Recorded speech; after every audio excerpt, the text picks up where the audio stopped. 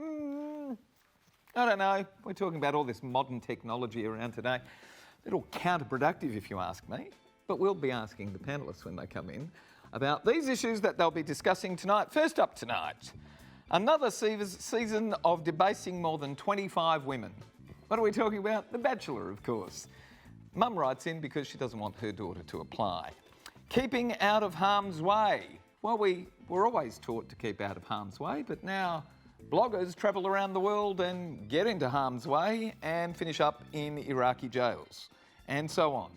And we'll see what the panellists have got to say again. And finally, sometimes she wins, sometimes she loses. She's only 8, but she's losing now because she's being outcompeted by a little transgender girl in all the running races, and Granny's complaining. Why is that allowed? And we'll find out why it's allowed right now on Sweet and Sour. Don't go up. Got a problem, big or small, would a miracle be nice? Our monthly crew is back, churning out advice. You might even laugh a bit in the following half hour. Park your backside on the couch, 'cause baby, it's time for Sweet and Sour. Right here on Sweet and Sour. It's time for Sweet and Sour. It's time for Sweet and Sour. Good evening, everyone. Welcome to Sweet and Sour. Gary Mitchell with you for the next half hour. Terrific to have your company tonight, and terrific to have my panellists join with me this evening. Hello, Bob KUCERA, sir. Hello, Gazza. Nice to be back. Oh, nice to have you back. Could we prize you away from Rottnest, easily, or was it a bit of a Not really, mate. I was sitting there watching the grand final on the TV at Rottnest while my daughter was catching fish, and we were having a cold beer at Longreach. Fantastic. Tough gig. Yeah, it was. Yeah, the outcome wasn't the best, though, I must say. Oh, okay. Why were you going for GWS? Absolutely, mate. Absolutely. Serious? Richmond What? have won enough. Oh, God. Richmond have won enough. Who were you going for? Oh, Essendon, but I didn't go. Sorry, Mandy. Yeah, I know. Oops. How's Mandy at home? Great, How's Mandy online? great, How's Mandy in the chair? fantastic. Nice to have you here. Thanks, Doug. Good to be here. Hello, Candice. Hi, it's good to be back. You told me a funny little story not so long ago. I'm full of funny stories. Am I allowed mate. to reveal Sure, that? yeah. Yes. She's a celebrant Ah. and she... I went into labour when I was doing a ceremony with my first child. Obviously not with this current one. But you completed the ceremony, Yeah. didn't tell anybody, and... Well, I told them at the end, I said, I'm not going to hang around and say much. I'm going to hop in the car and call my husband and say, please don't go to work yet. You know, the show must go on. Well done. Had the baby though, so that was great. So how close are you now?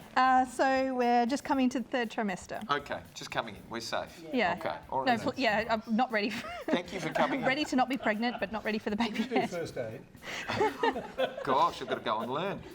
Jono, can you do first aid? I certainly can. Or- I'm ready. Okay, well, in a couple of months when we have Candice back, we're going to have you as well, ready at the go, okay? I'm good with the mouth to mouth. I'll do- It's not mouth to mouth that I'll need, John. Oh, okay. we need to provide some additional training. Are you ready to do some all work, right, panellists? I'm ready. Here we go. I think I'll batch it. Right, Corin of Burnside from South Australia. Hello, Sweet and Sour. We've just had to endure another season of debasing more than 25 women over several weeks in this horribly superficial voyeuristic reality show, The Bachelor. My Olga loves The Bachelor. I'm delighted it's finished. And I don't have to come across the show, the repeats, the ads on the telly, the long drawn out examinations on every radio station, including the ABC. Is that right? The ABC looks at that as well? John Goodness Lewis's me. overnight program. 6 PR, I think it should be. It should be 6 Were people PR. ringing you and talking about The Bachelor? Yeah, absolutely. Oh, the photos, the stories in the newspaper and so on, it's awful. Apparently though, my daughter loves the show so much she's decided she has what it takes and wants to audition for The Bachelor, and that's what she says she's going to do. What do I do to stop her? Okay, now that's the question here. What do I do to stop her? She doesn't understand the random nature of success in these concocted shows and has no mind for the hard negative aspects that she'll have to cope with once ridiculed off the show. Panellists, I'm going to record your comments. There you go.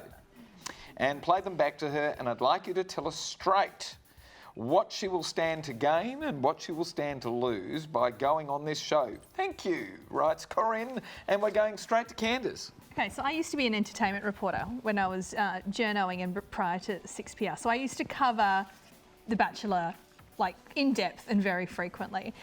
In addition, my husband is a huge Bachelor fan, way more than I am.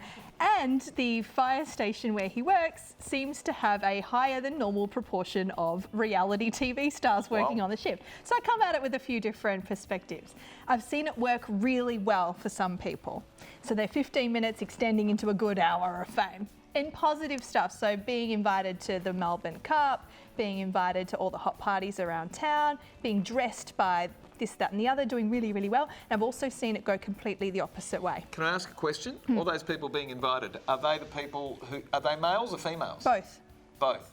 Doesn't matter whether you've won or lost? No, in fact, they're always the losers. They're always the losers. Because they'll agree to come. So then the positives, you get invited to all the... You get invited to everything, certainly while the series is still airing, and then usually for a good year or so afterwards. There can be some very lucrative endorsement deals if you happen to get the right people behind you at the right time to harness that opportunity. So it can be very, very good. You need to have an incredibly thick skin. If you don't have a thick skin, it's not going to be right for you. That said, there is the opportunity. They're looking for interesting people. If you're a bland character on the show and you're super nice all the time, you're probably going to get evicted on whatever format So it is. question to you, would you do it or not? If she's looking for love, no. If she's looking for an opportunity, Maybe. yeah. Okay. Jono? Yes, Your take? do it. Definitely do it. Of course, it would be so much fun. You know, you're there with all like-minded people. I mean, you're all like-minded because you're all focused on the one Bachelor. So I would say definitely do it because it'd be fun. But I want to give advice. Don't kiss until there's love. Until less is more. Don't kiss. Don't give it up too easily. Hold back. Be advice. strong. I don't know whether it's all fun. I watched one episode and I saw all these girls crying. And I thought, I can't watch this. Tears of joy, I think they are, Gary. Tears of joy. I hope so. Bobby, Being did on you the watch show. an episode? No, it's got to be the worst show on town. And yet every woman in my family is an avid fan. Yeah, my older My loves wife it. sends me out on Wednesday evenings to the rehearsals. Sue likes it. No, she kicks me out to go to choir on Wednesday evenings so she can watch The Bachelor. In fact, I've got to say the best thing that comes out of that show are the adverts that the Honey Badger does for underpants. I know why you're looking at those. Boy. All right, Mandy, wrap it up for us. Do you watch it? No way. I've Have watched you it ever once. seen? You've watched it, I've watched okay. it with the Foxy family, and really nice friends of mine. And they love it. Then that's fine. Everyone can love it if they want to love it, but I don't love it. If your daughter came to you and said, I Go want to for go it. Whatever. Like if you've given them the tools to make their Cope own with decisions life. and cope with life, there should not be a problem. Go on it. It's Mum, a journey. shut up, Fun. basically. Yeah, she should just stay out of it. She's allowed to If learn she's- what she's going to learn. If she's old enough for Bachelor, she's old enough to make her own decisions. So yeah. End of We story. asked all of our viewers at home to answer this question for us online. Would you encourage your family members to apply to be on The Bachelor or Bachelorette? And here's what you said. 13% said yes, we'd encourage. 87% said nah. Those things It's a different question to would you discourage, isn't it? It is a very different question. Yeah. I would, if the auditions were coming up, I would be like, hey, family member, you should totally apply for that. Yeah. Have When, some fun in life. when we come back, we're going to be talking about keeping out of harm's way when you're on travels. Don't go away. More of Sweet and Sour coming up. Interesting.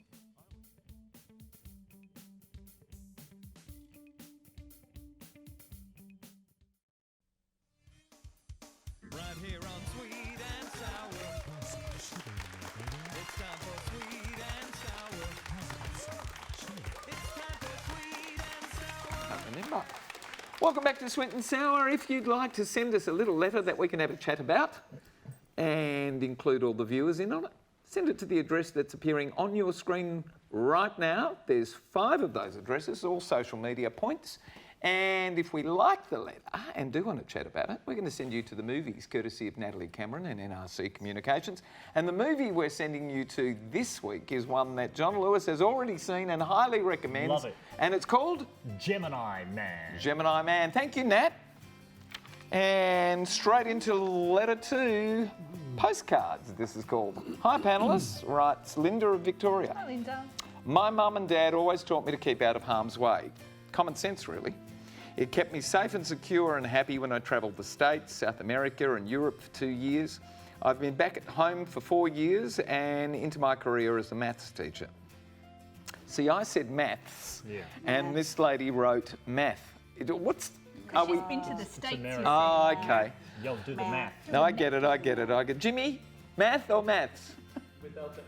Without the S, math. Okay. It's with the I'm S. amazed when I see fellow travellers just ignore that piece of common sense, rather. I've asked all my girlfriends who are yet to travel, and I find them playing mum to them all and lecturing about safety because they don't prioritise safety in their plans. And I'm starting to understand that a lot of girls and maybe guys are motivated by their blog or sharing their bucket list accomplishments online, as it was for both Jolie King and Mark Firkin, who didn't think twice about flying their drone near the Iranian defence facility to share the footage online, only to create a huge diplomatic problem and are now locked up as spies in Iran. Well, news? They've recently been released. Their prospects don't look good. Well, guess what? They'll be stars now, I figure. More reality TV show highlights for them. So true. All for the sake of building an online profile. If they are not going to be scared by years of the Liam Neeson movies Taken, what will it take? What will wake us up to keep safe on our travels? Why do we ignore obvious red flags? Do we think the whole world thinks like us in the Western world? We seem to be very naive. As I said, Linda didn't give her suburb from Victoria. We are going straight to John, sir. Well, can you be safe? I mean, Liam Neeson, Taken, how many of those films did they make? And you can't, he's just proven you can't be safe. So you can do everything you can to Are you going to be worry safe. about it? Well, I actually question, is it a holiday or is it work? Because social media, it seems to all be about getting the profile, getting the sponsors, bringing it all in. So I think they're taking chances when they make it work. And, I never get this sharing when you're on holidays. Aren't you telling all the crooks that you're away for this long? Oh, and, the home's empty, so don't worry, no one's going to come. I think there's so many risks you take. I'm sure Bob would agree that the amount of security information you give up to make yourself actually not unsafe, to make yourself vulnerable while you're on these holidays. And also, you've got to respect countries' laws. Like, who would fly an aero device, a drone, in a country that is very strong with their enforcement of these things, if you know what I mean?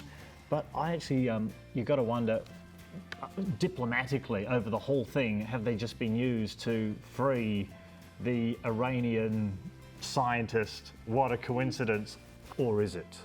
Or is it Candice? I think there is a lot of naivety when it comes to people travelling overseas of all ages, which is why I think it's very important wherever possible, if your means allow it, to experience other cultures, whether it be at home or whether it be overseas. We are in a very fortunate, isolated little bubble here, where we're relatively safe when we walk the streets at night here.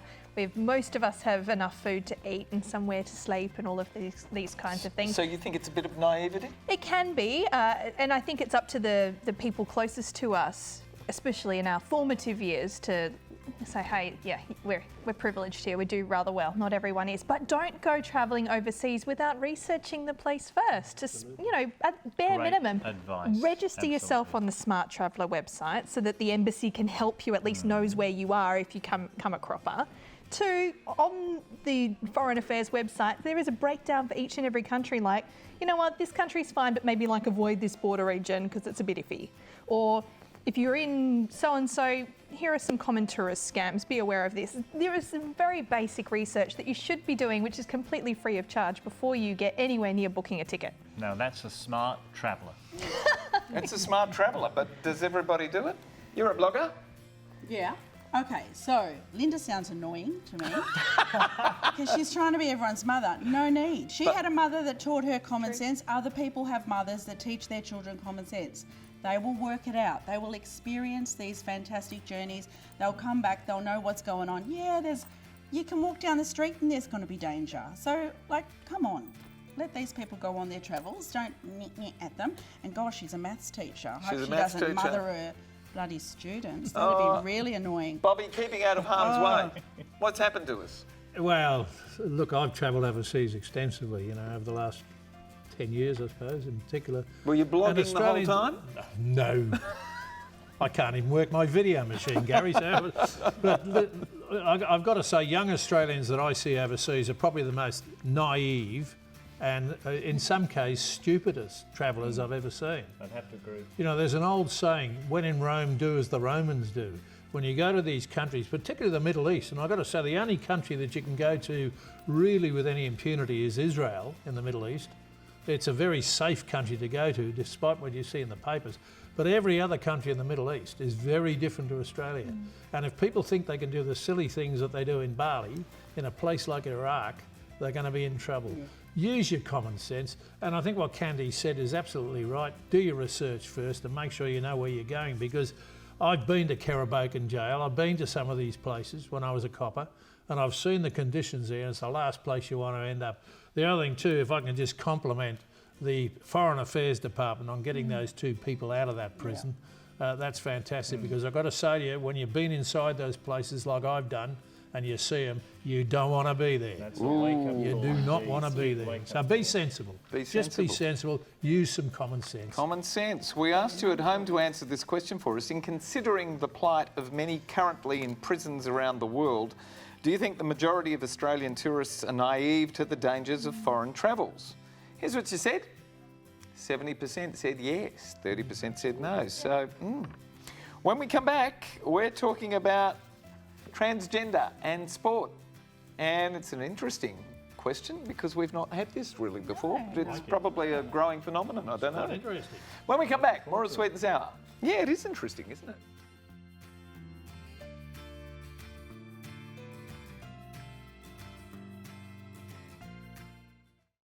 Right here on Sweet and Sour. It's time for Sweet and Sour. It's time for Sweet and Sour. Never sing. Welcome back to Sweet and Sour, and our last letter of the evening comes to us from Semaphore in South Australia. Kathleen writes, "Oh, Sweet and Sour. I'm so angry that we have all become swept up with this very new political push around gender. I'm angry because it's directly affecting my grandchildren adversely. They attend a terrific school that's very progressive. I've always been delighted that they were in such a first-class educational facility. The youngest is a very athletic, sport-loving 8-year-old girl. We've encouraged and supported her sporting prowess. She wins sometimes and loses sometimes in her individual events and her team events. Now she has to face something at school none of us ever had to confront, and that is being beaten consistently by a little girl who is really a little boy.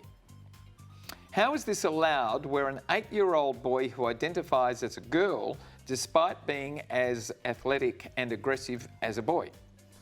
The child wins every event in the girls section. In the mixed events, the other boys displace him easily. None of us know what to do or say, and in fairness, neither do the school officials. How far can this go if men can compete as women? Where are our feminists to make sure our girls are not losing their sporting opportunities to males taking their places? What should happen here, please? As I said, Kathleen has written to us. First up, Mandy, what do you make of this letter? Oh, I don't want to go first on this one, but I will. First of all, Kathleen, progressive. You're happy that she's going to a progressive school, but you don't seem very progressive to me. And also, these kids are 8, and if you're thinking that your child or your grandchild's adversely affected, how about the other child that's going through this absolute dilemma at the moment and not really knowing where they're at? I think we need to be concerned more about that child than your grandchild losing. Sorry about that, but that is the truth. And I think that there is an answer to this this actual issue. I think everybody is welcome in our world. We just have to find a place for this and structure it some way to make everybody happy. And It's I think a very we're new, so we're recent phenomenon, learning. isn't it? Yeah, learning. We're evolving. We're all evolving. We're Yeah. all learning. And it's going to happen, but yeah. Bob, Well, that's part of the evolution that we're going through at the moment. Frankly, at 8 years of age, I think it was Rudyard Kipling that says it's not whether you won or lost, it's how you played the game. And at 8 years of age, I think, you know, it's really taking part in the sport. Whether the child wins or loses is not. But I mean, the loser out of this is going to be the little girl or the little boy that's going through that process where they really don't know what they are. Yep. And I think a little bit of compassion is in order here as far as that goes. As far as her granddaughter is concerned, she'll compete no matter what. And it'll be... The other thing is, it's not clear in this letter what the school's policy is. If the school is has accepted that it's a little girl... It doesn't seem to have one yet. I'm sure a lot of schools But if they've accepted that she's a little girl and she comes to school as a little girl, well, that's what it's all about at the end of the day. Look, times are changing. Granny's upset that her kid's being beaten all the time. But that's right. But, as I said, at 8 years of age, isn't it about... The other thing is, don't forget, AFL, rugby, soccer, we've got mixed sports nowadays at that age. In fact, most competitive sports now have boys and girls playing together. Yep. Go and watch the Little League and you'll find there's just as many girls playing as what there are boys. And that's most right, times, in the Little League. That's right. It's most terrific. times, mate, you would know what is what or who is who. So what all you see is a at that bunch age? of kids in front of you enjoying kicking the footy or enjoying running down the track. And shouldn't that what it should be all about when they're 8 years of age? Yep. Instead of getting into this argument about so-called gender. To me, I know someone who's going to agree with you. Mr. Nice, what do you say on this issue? Thanks, Gary. You're nice too. Bob makes a great point. It's, you know, change the sport. Don't do a running race because then you're not running against the people that you're concerned about. But what gets me the most of this letter is we need to learn how to deal with failure. It can't always be win. Not everyone can be special. Someone has to be the best and someone has to be the worst. But when you're the worst, you can still build up. And when you're the best, you can still be better than your best. I spoke to a lady who was the strongest woman in the world. And I said, so what drove you? And she said, well, I just wanted to be my best. And as she became her best, she became stronger than many men, certainly me. So, but is she a loser because she's not the strongest person? She's a winner because she's the best that she could be. And that's what we've got to learn to deal with. Well done. Candice, final word on this to a woman. I'm not terribly sure how different boys and girls are at 8 years old, athletically. Yeah, I don't know enough about human biology to offer any sort of definitive expert opinion, but that was the first thing that struck me here. And second, my favourite phrase, well, one of my favourite phrases is run your own race. You know what? She's not competing against this other little child, she's competing against herself. Exactly. If she can push her own best times, if she can push her own best performances and push her own emotional well-being into a place where it's like, no, you know what? I can do better in this way. Maybe this wasn't my best race or maybe I really smashed it today and I'm really proud. Doesn't matter if I didn't get the medal or not. Yeah. These disappointments are going to happen in life and it's part of building resilience. Do you bump into a lot of transgender people in the course of your day-to-day dealings? I might do, I don't ask. You don't ask? No. You don't know?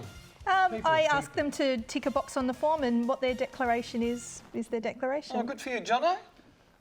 Are you coming into contact with a lot of people who identify as transgender or...? You know, I don't ask the question very often and it's often not presented. So I'm just happy for people to be who they are. If you're happy, that's the best thing, and pay your taxes. And you know it, clap your hands. What about this side of the panel?